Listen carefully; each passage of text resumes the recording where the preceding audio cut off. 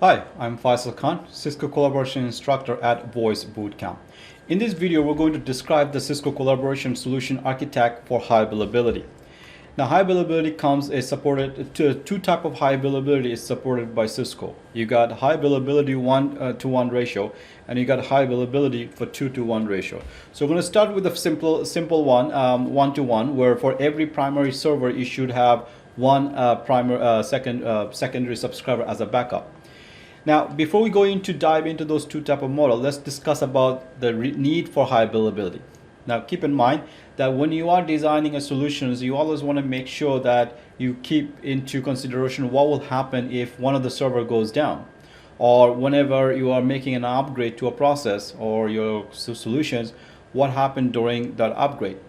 Well, in this case, we need to make sure the high availability is configured properly.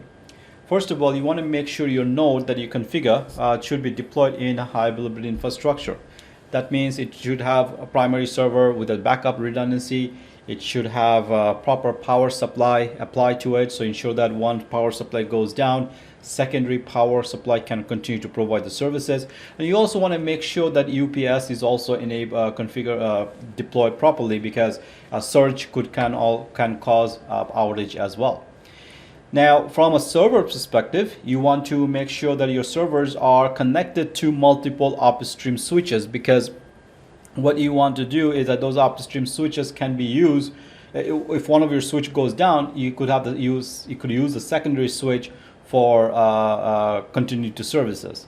You also want to make sure that you have at least minimum of 2 TFTP server, at least for 10,000 user deployment. Primary TFTP server with a backup TFTP server.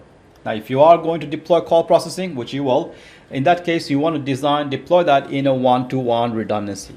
Now, 1-to-1 redundancy basically means that for every primary server or call processing server that you have a secondary server as a backup. You could have multiple group. You could have as many group you want, for depending on the number of deployment that you do. Now, this 100-to-0 redundancy ensure that you have a better outcome, that you want to make sure that if entire server goes down, the whole operation will continue to function. All right, now high availability. When we talk about high availability 1-to-1 ratio, we talk about, okay, how do we design this network to support number of the users?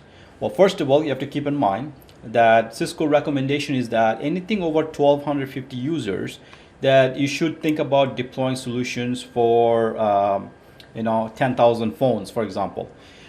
Now, we're going to keep simple. We're going to make sure that the number makes sense to us, because every environment could be different. Some companies are 3,000 users, some company are 7,000 users, some company are 21,000 users. So we want to keep it simple. So we're going to start with a baseline of 10,000, 20,000, and 40,000. Now, with the 10,000, with that type of design, we, depending on what kind of OVF template we use, keep in mind that each primary server can support up to 10,000 phone with the maximum OVF template. Now, before we go into the 10,000, 20,000, let's understand why do we need that, okay? So we're going to discuss the high availability option that will help you in case to make sure that you have full redundancy and fault tolerant. So especially in case of a failure, things could happen. Like, for example, during upgrade, your server may not be available. So you want to make sure that there are other servers available to continue to provide services. So let's take a look at a few examples of how we can go about deploying this high availability. There are really two major designs that we have available when it comes to high availability. First one we're going to discuss right now. Second one, 2-to-1 design, which we'll discuss in the next slide. Now, I understand there might be, like I said, we talked about it, there might be different type of deployment, but we're going to keep it very simple number: 10,000, 20,000, and 40,000. Now, one of the things that you want to focus on is that in order to use 10,000, well, when you're starting with a 10,000 phone design, as soon as your network has reached more than 1,250 endpoint, for example, in that case, you want to make sure you have a publisher and an additional TFTP server in your environment. From a redundancy point of view, TFTP server should definitely have a second TFTP server for extra redundancy. and you want to make sure that there's enough IP addresses and everything configured properly within your DHCP scopes as well. Now, from a publisher point of view, that there can be only one publisher. That is one thing we can't change. So in your cloud manager cluster, you could only have one publisher in your environment. So you have to be extra careful about that publisher. So you want to make sure that the publisher server should not be using any, or should not have any phone registered to it. It can be used as a TFTP server, plus an additional server as a TFTP. But what you do not want to do is register a phone to it, because you cannot promote a subscriber to publisher. That's the one restrictions that we have. So what we can do is that keep the processing intense uses on the server as minimum as possible. Now, there can be only one publisher which contains the master database that controls the entire database read and write functionality. Now, within that, with that said, by the time you apply all, doesn't matter what kind of scenario you have, 10,000, 20,000, 50,000 phone, 40,000 phone, you will always have one publisher at this moment. Now, if you're running, as we mentioned here, that if you're using OVF template to deploy this design, your OVF template will be maxed to 10,000 IP phone, which is supported within Cisco's template. That then you will need to have one server that can handle 1 to 10,000 phone, and if you need more than that, you gotta have a secondary server. But the design requirement is that for every one primary server, you should have one secondary backup. So for one publisher, one subscriber, for 1 to 10,000 phone, you should have a subscriber as a backup to support that 1 to 10,000 phone. Now, you could create, if you need 20,000 phone, then what are you going to do? You're going to create another group with second primary subscriber followed by backup subscriber of that group. So if I want to support 20,000 phone, I will have at least 5 to 6 servers. First server will be publisher, second server will be, let's say, TFTP. So that's just your 2. Then you got primary subscriber, which is your group 1, and secondary subscriber as a backup for group 1 primary. Then you will have another server as acting as subscriber primary for secondary group for use phone from 10,001 to 20,000 with their own dedicated subscriber options. So the same thing goes to the 40,000. You just simply add multiple group, but at the end of the day, you only have one publisher. Now let's talk about high availability with the 2-to-1 design. In a 2-to-1 design, for what happened is, it's a little bit of budgetary issue. So now, instead of investing more dedicated server, what you are going to do, you're going to have two primary subscriber for group A and group B, but then one subscriber as a backup for both group. Now, here's the thing. If your first one is designed to if your first group is designed to support 10,000 phone, second group is designed to support another 10,000 phone, then your backup needs to be able to support 20,000 phones. So that is something you have to be careful, because in case both of them fail, you got 20,000 phones trying to now register to a single server. So that can be a drawback. So 2-to-1 ratio, that for every 2 primary server, you have 1 backup. All right, now we understand the deployment size, we understand the model. So what about additional requirement for high availability? I mean, you can design the entire world, sophisticated hardware and everything, but if your WAN link is single point of failure, if your switches are single point of failure, if everything is located in one data center, you will still have a single point of failure. So what you want to do, you want to focus on failover redundancy. You want to focus on things like redundant links, such as WAN link, layer 2, layer 3 links. You want to look at your geography diversity. Now, geography diversity basically means that you have one server in cluster A, building A, a second server could be in different city. Some company, what they do, they will deploy servers in multiple countries for high availability. Like, for example, the banks, the stock markets, maybe hospitals, very high real-time environment, want to make sure that they're not dependent on city.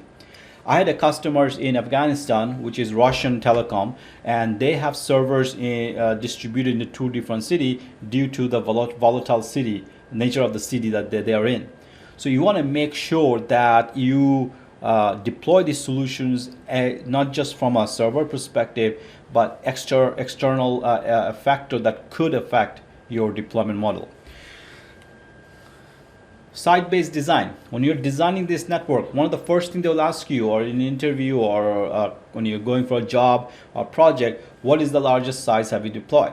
Now, we're not talking about size being like, for example, the biggest size of the server you could have or biggest data center you have. We're talking about the number of users that you have deployed. 10,000 deployment, 20,000 deployment, 40,000 deployment, stuff like that. So that is the size usually referred to the number of users, which will then translate to number of phones or voicemail port or presence watcher and so forth. Then you have to worry about network connectivity, because what if your network connectivity is not adequate? Now you could have 20,000 phones, but with the 1 meg pipe, that is going to be a problem, right? So you want to make sure you have enough bandwidth. You want to make sure you have latencies down to as low as possible, and you want to make sure you're reliable. Reliability has to be considered. Now, additional bandwidth requirement is that make sure your bandwidth is sufficient enough to handle your calls. So you may need to go back to your capacity planning, do some math calculation to ensure that if I have 20,000 users, this many calls at any given day or certain time, what's the minimum bandwidth you need. You also want to make sure you have a multiple power supply for power availability, because I mean, at the end of the day, if you got all this platform and everything, and if on the grid goes down, then you're down, right? That's a problem. So you want to make sure you have a power availability. Then don't forget about environmental factors such as the heat, humidity, vibration, earthquake, flooding. These all has to be considered part of your design. At the last but not the least, you could have the best design in the world, but what about you don't have qualified personnel? I mean, at the end of the day, if you don't have enough qualified personnel, then you may not be able to maintain your environment. So if you don't have enough qualified personnel, you know what to do. Send it to Voice Bootcamp. So this is something that you want to keep in mind, that when you are deploying these solutions, you just not talk about servers or physical equipment. You want to talk about all the other factors that are involved. All right, so now we're going to talk about what is a campus design. Okay. There are three different type of deployment model you have. You got the campus design, you got the centralized, the multi-site with the centralized, multi-site with the distributed environment. The campus design focuses on single cluster, one office, everything in one location. And that can handle up to 40,000 phones. And in a campus design, you could use either business edition or normal regular call manager. Business edition is like call manager with Unity, all in the same platform, single servers, up to 1,250 users, or a little bit maybe more. Cisco keep changing them on a regular basis, so take a look at their website to ensure that the numbers are correct. You could have up to 2,100 gateways and trunks. Usually you'll never reach that level, but it is possible.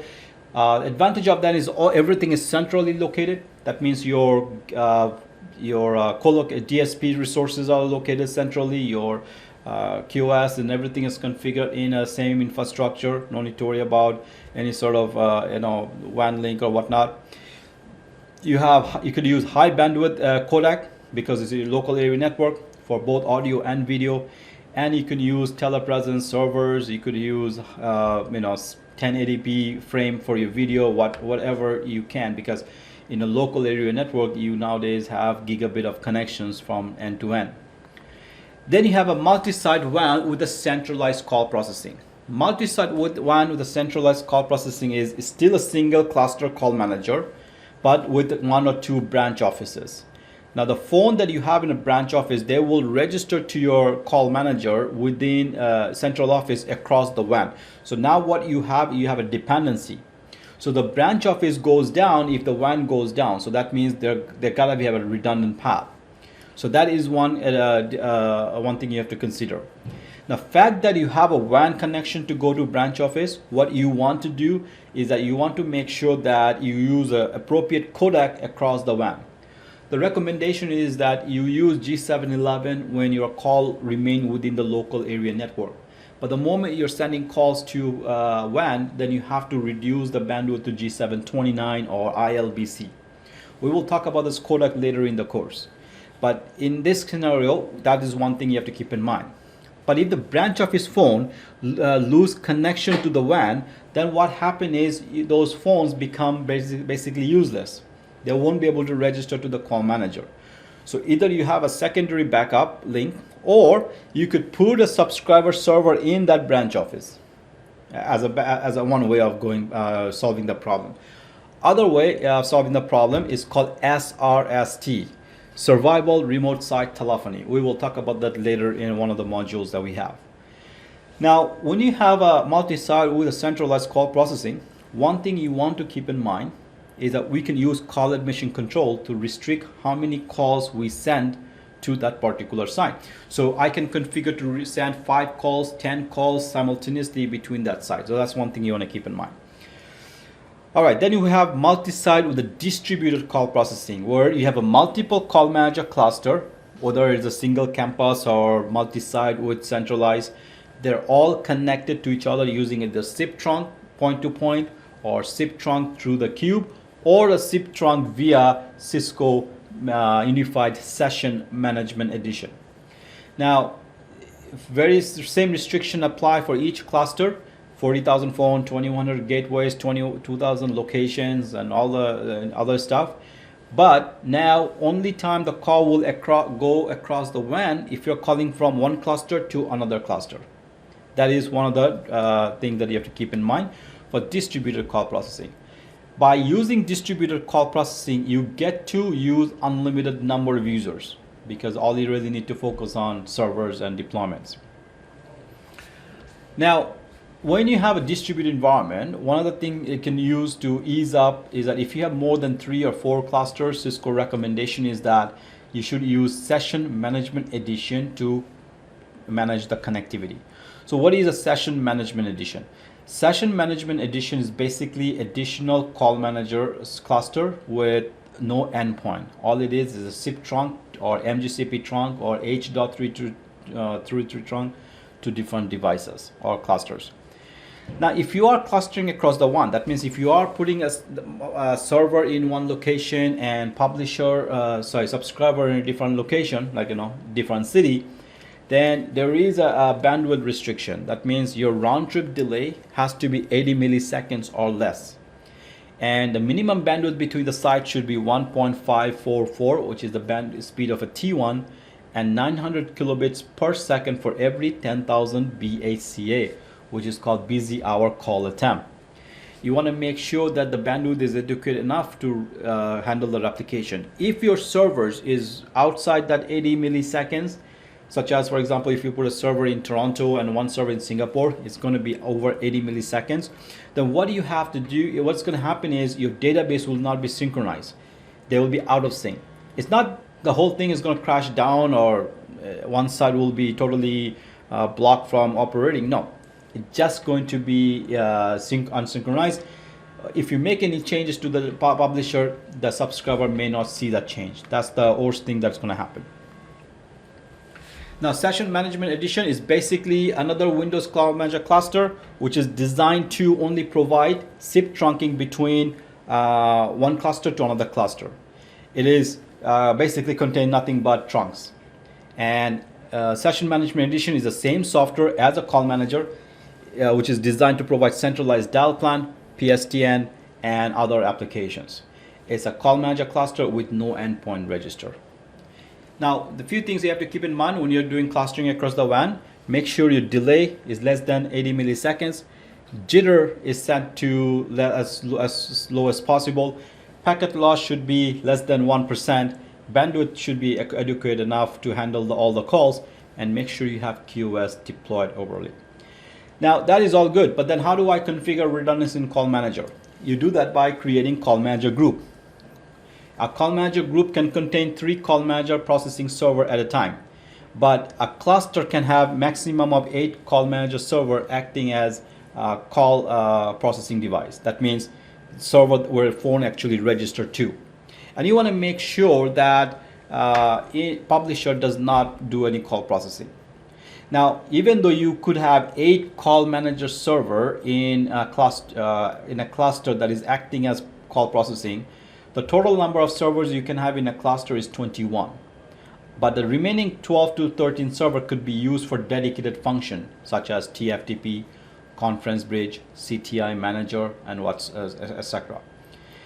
But in a call manager group, you can only have three. The first server in the call manager group is called the primary or prime active call manager. Second server you have in the server is called secondary or backup. The third one is called tertiary.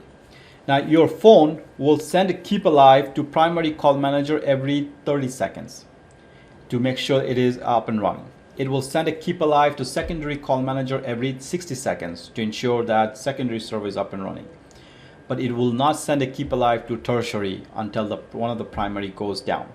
So this is something that you have to keep in mind. So how do I create this call manager group? Pretty straightforward. You go log into call manager, go to system menu, select the call manager group, create a group name or use the default one, and assign the number of devices or servers that you have in the list.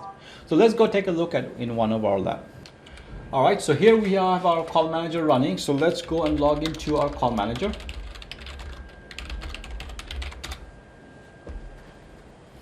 So what we're going to do, we're going to go to the device system menu and go to the call manager group. Now, right now we already have a call manager group, which is called the default, and I can either modify that or I can add a new one, and we can call this, let's say, HQ CUCM group.